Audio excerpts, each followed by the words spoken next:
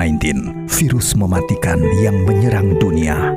Daya jangkitnya begitu cepat menyebabkan kondisi darurat. Jika tidak segera bertindak, jumlah kasus positif akan terus meningkat. Masihkah tidak percaya? Masih tidak peduli? Stop penyebarannya dengan social distancing. Jaga jarak aman dengan sekitar. Bekerjalah dari rumah, beribadah di rumah. Jika tidak mendesak, berdiam dirilah di rumah. Jaga jarak, social distancing harus dijalankan bersama.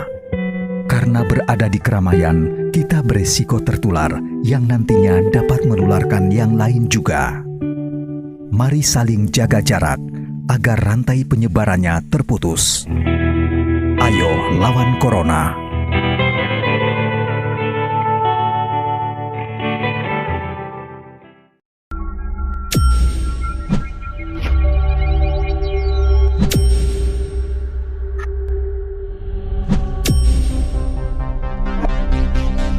محمد نبينا بنور هدينا من مكة حبيبي نور.